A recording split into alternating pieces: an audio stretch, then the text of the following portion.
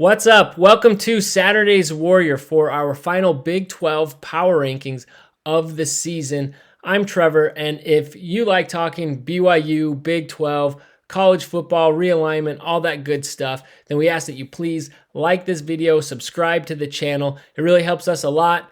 And we've been putting out a lot of college football content throughout the season. We'll still do that throughout the postseason. But also, as we go through the basketball season and other sports, we'll still hit a lot of that. And of course, we'll still be covering football because, as we know, this is now a year-long sport. We talk about realignment and all that good stuff. So I ask that please subscribe and keep watching for more content like this. So anyway, now let's get into our power rankings. All right, so in at number one, shouldn't be a surprise to anybody, it is Texas. And while that is not good news to anybody in the conference that's not a Texas fan, they have the best record. They're the only team that's in contention for a playoff spot. I really think this one is a no-brainer. At number two, we have Oklahoma State.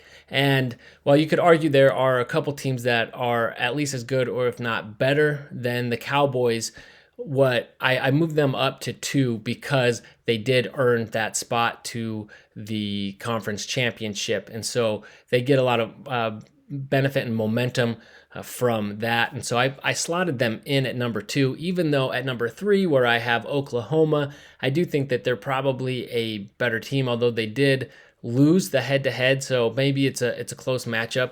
I mean, again, that's why we play the games. So I think they are pretty safely in at three. They are the only team that has beaten Texas, so I think that's a fair place for them. At number four, we have Kansas State. Now, I continued to insist that they were the second best team in the conference, and they let me down a few times. This last week against Iowa State was not a bad loss. It was a weird loss. It was in the snow, a rivalry game. It was close. So I don't fault them too much, but I think the other two are ending the season with more momentum than K-State. At number five, we've got Iowa State, on the other hand, where they are moving up. I actually had them for the first time in a long time this season drop down into the bottom half of the conference after their performance against Oklahoma, but moved them back up because that was a big win over a rival in a season when they were not supposed to be any good because of all the suspensions. They definitely outperformed. You look at that, the over-under was at 5 wins, coming away with 7, including that big one on Saturday. So I think that they're deserving. Although these next 3 teams, I have Kansas and then West Virginia. I kind of think 5 through 7 are, again, if you look at these at tiers, I got number 1 Texas, then 2 through 4 is kind of that next tier, then 5 through 7. I'd say these teams are all pretty even. However you wanted to splice them and rearrange them, I'd probably be okay. I think Kansas might be the best team out of the 3. Obviously, they've had health issues with the quarterback and running back and whatnot, but West Virginia, I mean, really, these 3 all outperformed expectations. It's Kansas. I did actually expect them to be more or less where they ended, but West Virginia was picked at the bottom, and they definitely outperformed as well. So I'm not too nitpicky. I have down arrows for those 2 teams, even though they won this last weekend, just because I pushed Iowa State up past them because I thought it was such a big win that the momentum carried them. But again, not too nitpicky in the exact order on those 3. Now, and again, this is very clearly the top half of the league. Now we get to the bottom half, and I have UCF moving to the top of that bottom half. They also had some health issues with quarterback, but also just some tough losses that were closer than maybe they appeared, like with Kansas State, for example. And so I think that they are a very solid team, well coached, obviously. At 9, we have BYU. Not so sure they deserve to be quite so high on this list, but again, when you look at it by tiers, they're definitely in this next tier where it's kind of the upper half of the bottom, where they have some bad losses, but also some good wins and some other games where they at least competed in pretty well. So I think pretty good for the first year for these 2 programs in the Big 12. And you could also say I'm giving BYU the benefit of a doubt here, of the doubt with, or I guess giving them credit for moral victories with the way they played against OU and Oklahoma State to round out the season. Now, I don't really believe in those. They still lost. They're still not bowl eligible, but and they actually came in under on what the expectation was. UCF too, although that one is a little bit less of a surprise. 7 I thought was pretty high. Anyway, back to BYU. So I did push them up a little high, but it's these other teams that I feel like, even though the records are similar, or maybe in the case of TCU won the head-to-head, but BYU felt like they were trending up, where these other teams have been kind of a mess as of late. So I put them up to 9. And mentioning TCU, I have them in at 10.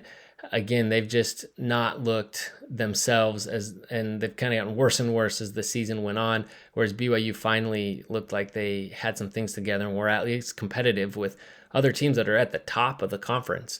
And at 11, we have TCU dropping down Texas Tech dropping down pretty far this week. Again, if you look at these, I would put these 4 in a tier.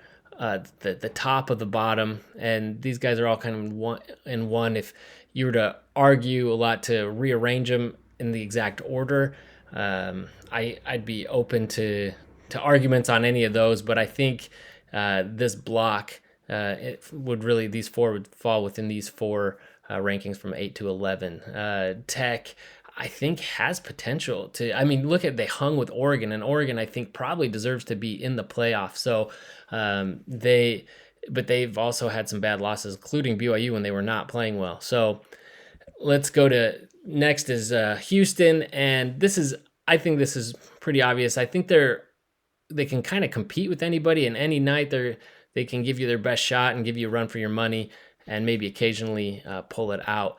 Baylor has been confounding. They've surprised everybody with how bad they came in this season. And obviously, at the very bottom of the conference is Cincy. That's really no surprise to anybody. I think they just have gone. It was a big ask to jump to the P5 when you're also getting a new coach, a lot of turnover, and losing a lot of talent to the NFL. So we'll see. I think they have a chance to turn things around in the next few years, but they might want to get used to being at the bottom until then.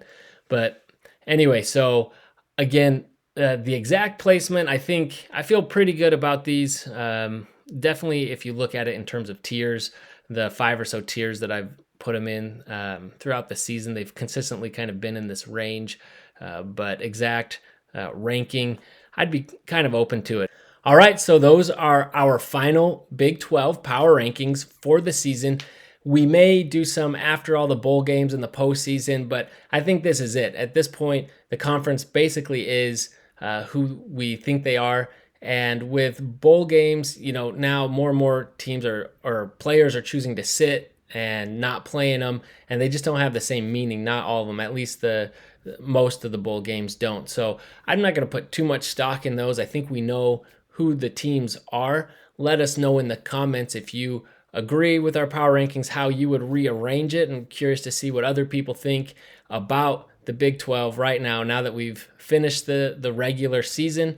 Please let us know in the comments. Again, like the video, subscribe to the channel, and we'll see you next time. Go Cougs!